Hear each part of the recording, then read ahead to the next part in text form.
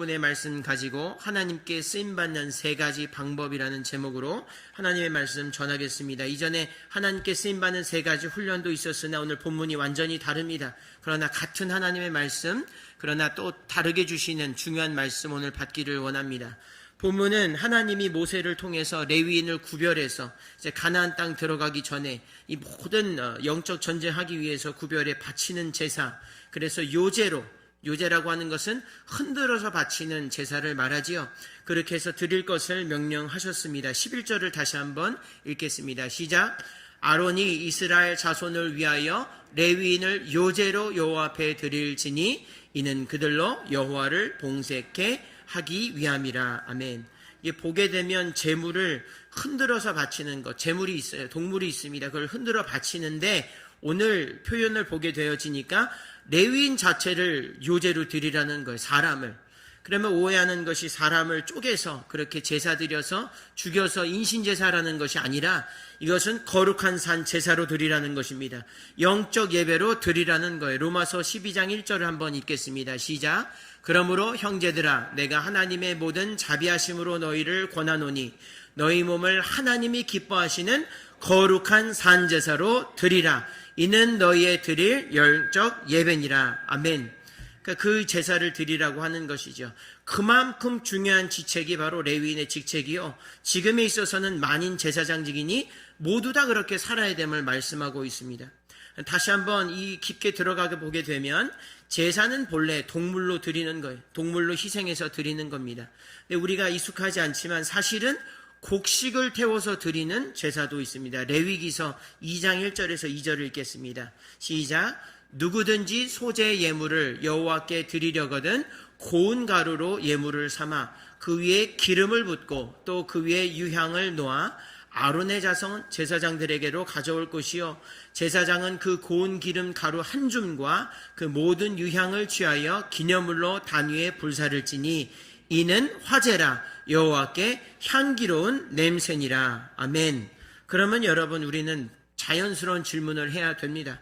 하나님께 쓰임받는 의미에서는 인간이나 동물이나 곡식이나 자연이나 다 똑같은 거예요.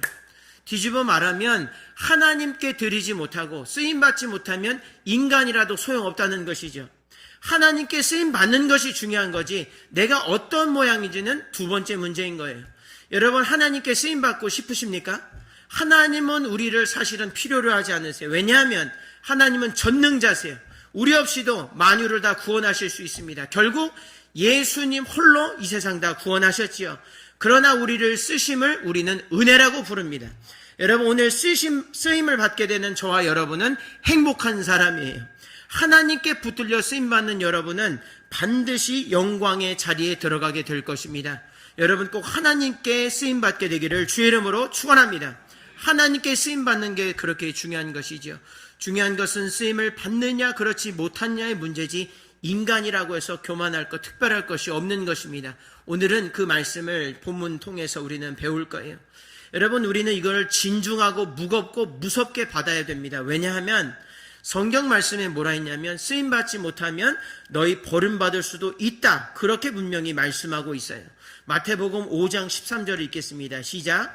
너희는 세상의 소금이니 소금이 만일 그 맛을 잃으면 무엇으로 짜게 하리요? 후에는 아무 쓸데없어 다만 밖에 버리워 사람에게 밟힐 뿐이니라. 아멘. 여러분 성경에 뭐라고 되어 있습니까? 일이 주어져서 달란트도 주시고 다 해서 쓰임 받습니다. 그런데 한 달란트 받은 자는 아무것도 않고 무의로 했더니 어떻게 되어집니까? 그렇게 해서 정죄받았어요. 너 왜 그렇게 하지 않았느냐고. 가서 밖에 나가서 슬피 울며 이를감이 있다 그렇게 말하고 있습니다. 여러분 우리가 구원받은 순간부터는 이제 쓰임에 초점해야 됩니다. 여러분 반드시 쓰임받아서 하나님이 칭찬하시고 잘하였다 충성된 조나 칭함받는 저와 여러분 되기를 주의 이름으로 축원합니다. 여러분 쓰임받기 원하십니까? 여러분 정말 원하세요? 예배는 누구나 하는 것입니다. 그러나 쓰임은 다른 거예요. 하나님은 우리를 쓰려고 부르셨습니다. 하나님은 우리를 귀하게 쓰려고 부르셨어요. 여러분 다 사랑해서 여러분, 제가 자녀에게 원하는 것은 그가 나라와 민족을 위해서 귀하게 쓰임받는 거예요. 그가 인생 하나 건사하지 못하면서 쩔쩔매는 걸 부모는 원하지 않습니다. 그러나 사랑이 많은 부모는 채워주고 용기를 북돋아주고 때로는 훈계하면서 그가 귀하게 쓰임받으면 그가 영광을 드러내지요. 부모보다 더 크게 쓰임받을 거라 예수님이 말씀하셨습니다. 여러분, 귀하고 복된 쓰임받는 성도 되기를 주의 이름으로 축원합니다. 여러분, 쓰임받는 그러면 준비가 있어요. 반드시 전제 조건들이 있습니다. 오늘 본문을 통해서 세 가지를 생각하고 주시는 은혜를 나누려고 합니다. 우리 스크린에 나와 있는 말씀 다 같이 읽겠습니다. 시작. 하나님께 쓰임받기 위해 하나님 앞에 늘 정결하라. 아멘. 이렇게 되어 있습니다. 오늘 본문을 한번 6절을 읽겠습니다. 6절을 다시 한번 시작. 이스라엘 자손 중에서 레위인을 취하여 정결케 하라. 거룩해 하라는 말씀이에요. 그리고 오늘 12절에 보면 뭐라고 되어 있냐면 끝에도 또 정결케 하라고 되어 있어요. 앞과 처음부터 끝까지 정결해야 된다 이 말이에요. 그 한눈 파지 말고 정결하여지는 그 은혜 가운데 그 모습 가운데 하나님이 쓰신다고 하는 것을 볼 수가 있습니다. 여러분, 우리는 그릇이 크던 작던 재질이 어떻든지 간에 우리를 쓰시는 조건은 단 하나입니다. 그것은 정결함이에요. 거룩함입니다. 깨끗함입니다. 죄에서 떠난 인생이에요. 디모데후서 2장 20절에서 21절을 읽겠습니다. 시작. 큰 집에는 금과 은의 그릇이 있을 뿐 아니요 나무와 질그릇도 있어 귀 쓰는 것도 있고 천이 쓰는 것도 있나니. 아멘. 여러분, 이것을 알아야 됩니다.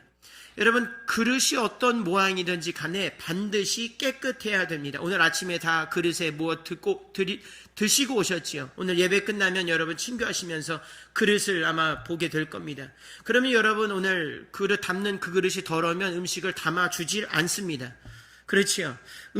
아무리 어떤 그릇이라고, 그것이 혹시라도 종이 그릇이라고 할지라도 깨끗하면 쓸 수 있습니다. 그러나 더러우면 쓰임받을 수 없어요. 오늘 보니까 깨끗하면 어떤 그릇이든 간에 귀 쓴다고 얘기되어 있습니다. 그러나 더럽다고 해서 천하게, 아니요. 더러우면 천하게도 쓰임받지 못합니다. 더러우면 아예 쓰임받지 못해요. 하나님이 못하시는 것 중에 한 가지는 더러운 그릇을 쓰는 겁니다. 왜냐하면 천국은 더러운 것이 없기 때문에 그래요. 더러우신 하나님이 아니라 깨끗하신 하나님이요, 이 더러운 세상을 깨끗해 하셔서 새하늘과 새 땅이 임하게 하십니다. 여러분, 정결한 모습 되어서 하나님이 임하시고 쓰시는 저와 여러분 되기를 주의 이름으로 축원합니다. 여러분, 늘 정결하기 어렵지요. 물론 그렇습니다. 저도 강단에서 설교하지만 전 정말 깨끗함을 말할 수 없는 존재들이요. 그러나 중요한 것은 그걸 잃지 않는 것이 중요합니다. 정결함에 대한 열망, 정결함에 대한 이 거룩한 이 의무를 계속해서 우리는 계속해서 깊이 들어가야 되는 거예요. 여러분, 제가 삼손을 보면서 제가 조금 더 깨달은 것이 있어요. 우리는 들릴라를 자꾸 생각하는데 사실 삼손은 첫 번째 부인이 있었습니다. 딥나 여인이 있었어요. 이름은 없으나 딥나 여인이 있었어요. 그러니까 들릴라 취한 것 자체 그 이후부터 잘못된 게 아니라 이미 들릴라를 취하기 전에 아내가 있었으므로 그는 간음의 깊은 세계에 이미 발을 들여놓게 된 거지요. 정결하지 못한 출발부터가 좋지가 않아요. 그렇지요. 그렇게 되어지니까 나머지는 다 어떻게 되어집니까? 자기가 의도적으로 의지를 가지고 더럽게 되어지고자 작정을 한 거예요. 이건 안 되는 겁니다. 그러니 이후에 벌어지는 일은 그냥 인과응보인 것이지요. 더러운 시체, 사체를 만지지 말라 주님 말씀하셨는데 만졌어요. 술 취했습니다. 방탕했어요. 비밀을 다 가르쳐주고 하나님의 이 쓰임받는 이 비밀까지 다 알아줬어요. 이건 무슨 얘기냐니까 쓰임받기 싫다는 얘기입니다. 정결하지 않은 삶은 바꿔 얘기하면 나는 쓰임받기 싫다는 거예요. 나는 죄 짓고 살다 죽겠다는 얘기입니다. 그러면 안 되겠어요. 우리는 삼손이 우리에 대입할 수 있어야 되겠습니다. 우리가 삼손을 굳이 이렇게 비난하면서 그런 것을 성경이 원하지는 않아요. 삼손에게 창피 주려고 혹은 이 설교 시간에 우리가 창피당하려고 그렇지 않습니다.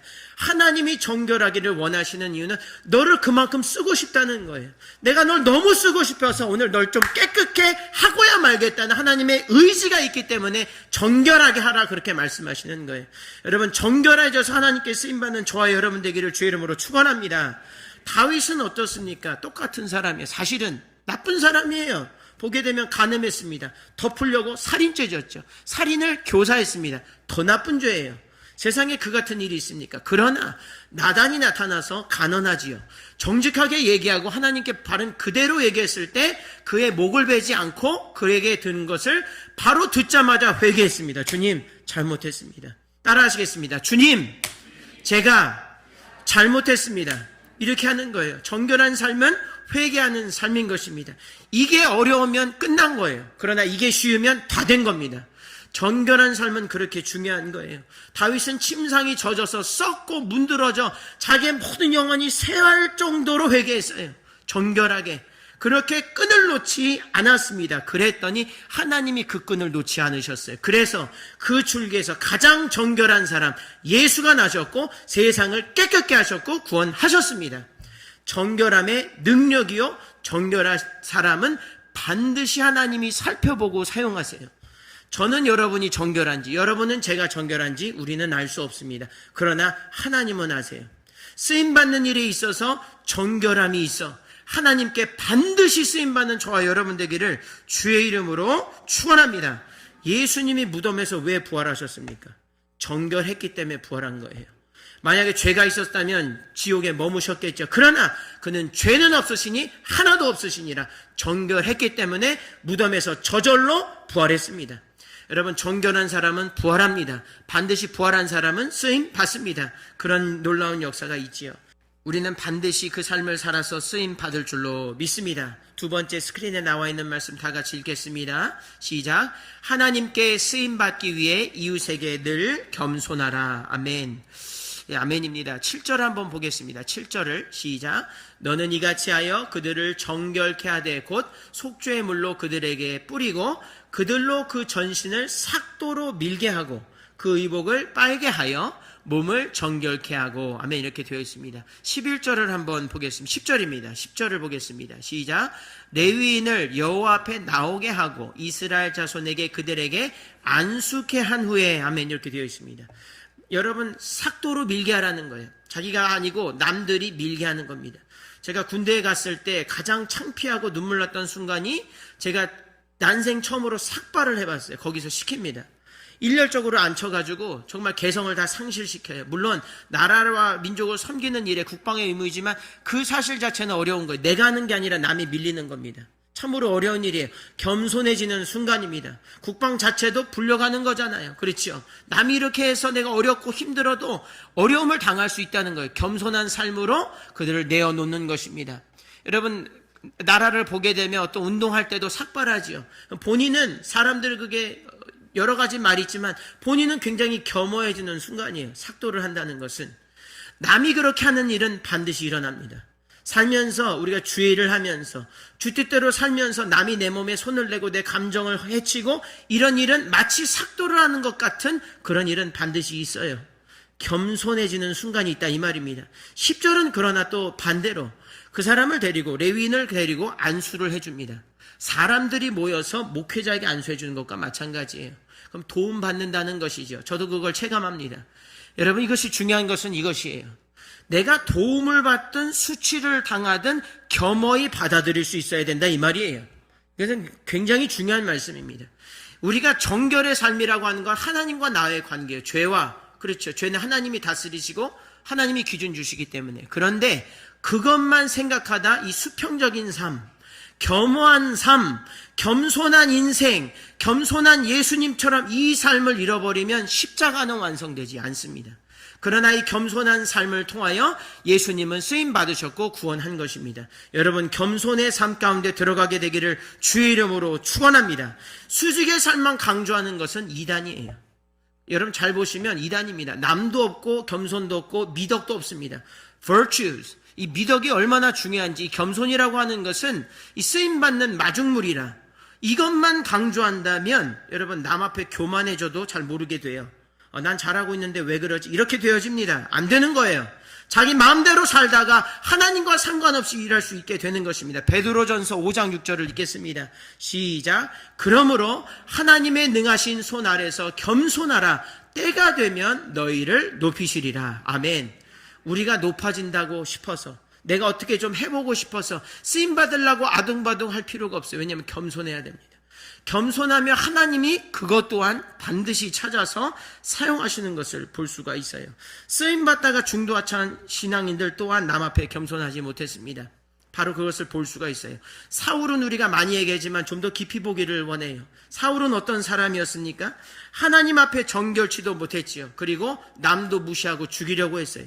다윗을 그렇게 죽이려고 합니다. 한 나라의 왕이 그 소년 하나 죽이려고 정말 겸손한 것은 다 잊어버렸죠. 사무엘상 18장 7절에서 9절을 읽겠습니다. 시작. 여인들이 뛰놀며 창화하여 가로되 사울의 죽인 자는 천천히요 다윗은 만만이로다 한지라. 사울이 이 말에 불쾌하여 심히 노하여 가로되 다윗에게는 만만을 돌리고 내게는 천천만 돌리니 그에 더 얻을 것이 나라밖에 무엇이냐 하고 그날 후로 사울이 다윗을 주목하였더라. 아멘. 이렇게 되어집니다. 여러분 그냥 읽어도 참 은혜가 안 되는 구절이에요. 그렇죠? 이 사람의 삶을 보게 되어지면 남에게 칭찬하는 거 왜 난 안 해준다는 것이지요. 나라가 그러니 나라밖에 비꼬면서 얘기합니다. 그러나 그거 잘못되었어요. 나라의 중책을 주어주는 것은 하나님이 내리는 겁니다. 그러니까 이 사람은 쓰임받는 게 어떤 의미인지 어떤 모습으로 되는지 전혀 알지 못해요. 완전 구렁텅이에 빠져버린 것을 볼 수가 있습니다. 결국 어떻게 되었습니까? 우리가 읽기 참으로 애처로운 그 구절, 하나님의 영이 그에게서 떠나셨다. 그렇게 말씀을 하는 것을 볼 수가 있습니다. 그런데 여러분 이게 중요한 것이 있습니다. 그 사울이 죽이려고 했던 다윗은 어땠나요? 사울이 죽이려고 했던 다윗은 사울이 기만하고 수치를 주고 악독을 그렇게 행하고 사람들 교사해서 죽이려고 했어도 다윗은 한 번도 그를 교만하게 대한 적이 없어요. 놀라운 사실입니다. 그러니까 사울과 다윗의 이야기는 우리에게 모든 것을 얘기해줘요. 한쪽은 모든 악행으로 죽이려고 하는 것과 한쪽은 모든 이 선의를 가지고 겸손하게 나아가는 것입니다. 그것이 예수의 삶인 것이에요. 그래서 결국 하나님은 그를 통해서 반드시 왕을 세우셨고 나라를 구원하며 이끄는 귀한 인생을 살게 해 주셨습니다. 여러분 이것은 우연이 아닌 거예요. 다윗은 겸손한 사람이었고 정결한 삶에 계속해서 들어갔던 것을 볼 수가 있습니다. 여러분 겸손하여서 꼭 쓰임받게 되는 저와 여러분, 메시아가 우리 가운데 임하시는 놀라운 능력, 다윗이 경험했던 그 겸손함을 가져서 여러분 마지막 말세 오실 때 여러분을 먼저 찾는, 예수님이 여러분을 먼저 찾는, 칭찬하기 원하여 찾는 저와 여러분 되기를 주의 이름으로 축원합니다. 세 번째 마지막 말씀 우리 읽겠습니다. 시작. 하나님께 쓰임받기 위해 교회 중심으로 늘 봉사하라. 아멘. 여러분 이거 차치 읽으면 교회에서만 봉사 열심히 해 그런 것은 아닙니다. 이 중요한 것은 뭐냐면 봉사하는 것이 뭐냐면 일하는 겁니다. 서빙을 실제로 하는 거예요. 뭘 하는 겁니다. 여러분 굉장히 중요한 것을 일할 수 있어요. 여러분 잘 생각해 보십시오. 오늘 요구한 것 정결함 내 안에 있는 거죠. 내면적인 거고 나를 형성하는 것입니다. 정결함 그것 내적 준비예요. 또 겸손함도 뭘 안 해도 그렇게 내가 가질 수 있는 거예요. 저 사람 참 겸손해 있을 땐 날치 그런 것보다도 그 사람 딱 보면 그렇게 느껴지는 것 내 안에 있는 거죠. 누가 봤을 때. 중요한 것이 무엇입니까? 겸손함과 내적 준비나 그것만 가지고는 안 돼요. 실제로 일을 해야 됩니다. 일을 하지 않고 겸손해 보이기는 쉬워요. 일도 하지 않고 정결해 보이기는 쉽습니다. 경건 생활은 그래서 쓰임받는 도구로만 중요한 것이지 나 만족감에서 준 게 아니라 이 말이에요. 정결함이나 이 겸손함은 다 일하기 위해서 필요한 것이고 반드시 일을 해야만 하는 것입니다. 누가 그렇게 하셨나요? 예수님이 그렇게 하셨어요. 예수님은 정결하셨고 겸손하셨을 뿐만 아니라 죽기까지 순종, 일하셨다 이 말입니다. 여러분 일하게 되기를 주의 이름으로 축원합니다. 작은 것부터 하십시오. 너무 거창한 것 안 돼요. 마귀의 전략은 무엇입니까? 거창한 계획을 세우는 거예요. 여러분 거창한 계획이 바리새인 가운데 있었습니다. 나도 안 지키고 남도 못 지키게 하는 이 참으로 비참한 인생이 당시의 유대주의였어요. 그러지 말라는 거예요. 손도 까딱 하지 않으면서 이래라 저래라 한다고 주님이 경고하셨지요. 안 된다는 거예요. 그러지 말고 작은 몸짓이라도 하라는 거예요. 작은 씨앗이 심겨지면 여러분 우리가 상상할 때 30배, 60배, 100배의 결실 너무나 크고 나와는 거리가 먼 아니지요. 그걸 하면 여러분 그거를 받은 사람이 또 실천합니다. 그럼 그게 열매가 되는 거예요. 그러니까 성경은 지혜가 있으세요. 우리가 실천에 어눌한 것을 아시고 악하고 게으른 것 아시고 너는 나를 따르는 것부터 훈련하게 하셨어요. 너 먼저 만나서 너 뱀을 집어라고, 너 그렇게 하라고 그렇게 얘기하신 적이 없어요. 너는 먼저 나를 따르라고. 작은 발걸음 하나 디뎠을 때 여러분 그것이 쓰임받는 바로 지름길인 줄로 믿습니다. 반드시 실천해야 되는 것입니다. 가정에서나 학원에서나 직장에서나 교회에서나 섬기는 것, 사랑하는 것, 복음을 전하는 것, 어느 것 하나 우리가 소홀히 하지 않고 이 내적 충만함과 동시에 외적 행위가 돼야 된다 이 말이에요. 제가 아이들을 사랑한다고 야 나 너를 정말 훌륭한 사람 만들고 싶어라고 하면서 먹여주지도 않고 아무 일도 내가 하지 않는다면 아무 일도 일어나지 않습니다. 그러나 제가 조금 먹여주고 조금 해도 그 결과는 열매는 커지게 되어 있어요. 하나님의 일하시는 원리인 것을 알 수가 있습니다. 이 일이라고 하는 것, 그리고 이것은 교회 중심으로, 이 말은 무엇이냐면 교회를 세우고 하나님의 영광을 위해서 하라는 거예요. 하나님의 영광을 위해서 어디에 있든지 무엇을 하든지 하나님 위해서 하면 하나님이 우리를 써주십니다. 건강이 있으십니까? 물론 어려움도 있어요. 물질이 있으십니까? 어려움이 있죠. 인격도 어려움이 있고 지위, 여러 가지 가진 것들 어렵고 부족하지만 두 렙돈을 칭찬하시는 주님은 그걸 반드시 집어서 사용하십니다. 그 두 렙돈은 그 헌금함에 들어갔지 않습니까? 쓰임 받은 거예요. 그러나 아무리 큰 헌금에도 겸손함과 정결함이 없다면 주님 쓰지 않으세요. 이 두 가지는 같이 가야 합니다. 정결함, 겸손함, 그리고 실제로 일하는, 봉사하고자 하는 어떤 모양으로라도 섬기고자 하면 하나님 반드시 여러분 쓰실 줄로 믿습니다. 록펠러, 잘 아시는 록펠러는 참으로 역사적인 평가가 중요한 사람이에요. 찬반에 많은 일이 있지만 제가 이걸 보게 되니까 이 사람이 이렇게 보면 좋을 것 같습니다. 이 록펠러라는 사람이 굉장히 부자였죠. 43세 때 미국에서 가장 큰 회사를 소유했습니다. 엄청나게 스탠더드 오일, 그 석유 컴퍼니, 그래서 뭐 독점했다 이런 얘기 많이 있죠. 뭐 기사 찾아보면 굉장히 많이 있습니다. 굉장히 악의적으로 쓴 것도 있고 비교적 뉴트럴하게 쓴 것도 있으나 어찌되었던 이 사람은 거부는 확실한 것이죠. 53세 때는 억만장자로 세계 최대 부호가 됐어요. 세계에서 가장 부호가 되었습니다. 그는 어려서부터 형식적인 신앙생활은 잘했어요. 11조 하라만 하고 교회 잘하라만 하고 그렇게 했습니다. 그런데 그래서 하나님 시선엔 좋지 않았던 것 같아요. 어찌됐든 하나님 말씀대로 했더니 결과는 좋았습니다. 돈도 많이 벌고. 그런데 가게 되니까 그것이 그렇게 굳어지고 정결함이랄까, 우리 지금 말했던 여러 가지 범법도 있고 이러니 이 사람이 망가졌어요. 영혼이, 몸과 마음이 망가졌어요. 그렇게 됐습니다. 그리고 11조도 하다가 이제 정직하게 하지 않기 시작한 거예요. 그러니까 이 모든 것이 맞물려져서 이 사람이 55세, 2년 뒤인 55세에 큰 아주 혼란에 빠졌어요. 고통에 빠졌습니다. 기관지에 문제가 오고 탈모가 심해지고 신경병이 도지고 위궤양과 또 탈진 등으로 쓰러져 버렸어요. 병원에 갔습니다. 의사가 말합니다. 당신 1년을 버티지 못할 것 같습니다. 여러분, 세상에 있는 거 다 가졌어요. 쓰임받는다고 생각은 했는데 안 되는 거예요. 이제 끝나고 스탑! 주님이 스탑한 거예요. 정결치 않으니까 스탑한 거예요. 겸손치 않으니까 스탑한 겁니다. 뭐 했겠습니까? 기도했어요. 주님, 제가 이게 안 되겠습니다. 며칠 밤을 밤새 아주 주님께 눈물로 나아갔습니다. 통회하며 회개하며 주님께 나아갔어요. 나아가는 가운데 마지막 그 밤에 갑자기 확신이 들면서 이 구원의 확신과 이 하나님 주시는 이 놀라운 감동이 있어서 외칩니다. 하나님은 내 모든 것 되신다. 아멘. 그런 외침을 합니다. 이 사람이 회심한 거예요. 진정한 회심은 그때라고 보는 것입니다. 어떻게 되었습니까? 그러고 멈추지 않았어요. 내가 진짜 일을 해보겠다. 하나님을 위해서 오늘 말씀처럼 내가 일을 하겠다. 진짜로 하나님을 위해서 이 감사에 이 모든 것을 바쳐 하겠다. 이 일 직후 찾아간 것이 누구입니까? 목사님이죠. 당연히 목사님 찾아갔습니다. 신뢰했던 프레데릭 게이츠라고 하는 목사님 찾아갔습니다. 그래서 이제 얘기해요. 제가 재단을 만들겠습니다. 록펠러 재단 만들어서 내 불쌍한 사람 도와주고 내가 그런 일을 하고 싶습니다. 본격적으로 자선사업과 선교사업을 시작했어요. 그는 멀지 않아서 11조가 아니라 수익의 반을 하나님께 드리기 시작했습니다. 거부가 반은 엄청난 돈 아니겠어요? 엄청난 돈이지만 그는 그것을 아무런 어려움 없이 하나님께 드렸습니다. 이제는 그는 고백하기를 이젠 의무나 그런 잘못된 모양이 아니라 감사와 진정한 11조를 내가 드리기 시작했다라고 고백하고 있습니다.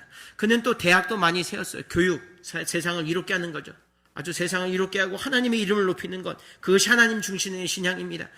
이 대학을 세우는데 시카고 대학을 위시한 12개의 종합대학, 여러분 말이 12개지 종합대학 하나 세우는 거 얼마나 어렵습니까? 단과대학도 어려운데요. 단과대학도 12개 세웠습니다. 마치 12지파와 같이, 그렇게 12사도와 같이 그렇게 세웠어요. 12개 종합대학과 12개 단과대학 설립하고 또 더 중요한 건 뭡니까? 교회를 세웠어요. 제가 뉴저지에 잠깐 살았는데 리버사이드 처치, 그 허드슨 강변에 아주 아름답게 세운 교회가 리버사이드 처치, 어머니에게 헌당한 교회, 그 교회입니다. 근데 여러분 그것만 아시죠? 그렇지 않아요. 이 사람은 평생에 98세까지 4,928개 교회를 세웠습니다. 할렐루야! 이란 거예요. 진짜 변화된 겁니다. 이게 진짜 변화받는 것이고 이게 진짜 하나님이 쓰시는 사람인 것이에요. 여러분 이와 같은 축복이 누리기 위해서 여러분 정결함으로 준비하시고 겸손함으로 준비하시고 여러분 작은 것이지만 한 발 내딜 때 하나님은 그것을 통하여 천국의 기쁨들을 맛보여 주실 줄로 믿습니다. 우리 반드시 그렇게 일해야 되겠어요. 우리 앞뒤적으로 인사합니다. 우리 하나님을 위해 일합시다. 이렇게 인사합니다. 하나님을 위해 일합시다. 여러분 한 가지 반드시 중요한 것이 있습니다. 하나님은 우리를 필요로 하지 절대로 않으세요. 하나님 부족한 분이 없으십니다.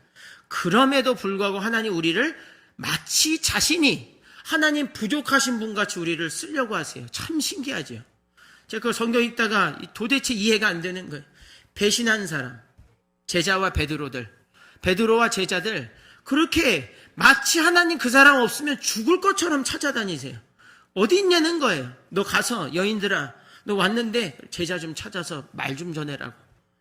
하나님 그렇게 안 하셔도 전혀 지장이 없어요. 그러나 찾아서 반드시 내가 써보겠다는 거예요. 하나님은 우리를 그렇게 찾고 계십니다. 우리를 정결케 하시면 우리가 율법적으로 얽어매시려고 아니요. 우리를 쓰기 위해서. 좋으신 하나님 아버지께서 우리를 죄인을 구석구석 찾아가셔서 오늘 찾아서 나오신 것 아니겠습니까?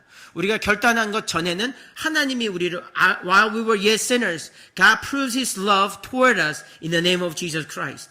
우리가 아직 죄인 되었을 때 예수 안에서 찾아진 것이 우리들인 줄로 믿습니다. 여러분 이것을 아는 사람은 절대로 허투루 이 쓰임받는 일에 우리가 생각할 수 없는 것입니다. 그러니까 여러분 감사와 기쁨으로 그렇지 정결한 말씀 주면 그것을 사랑의 메시지로 듣는 거. 나를 쓰기 원하시는구나. 아직도 내가 이 고통에서 아픈 것은 그래 쓰기를 원하시는구나.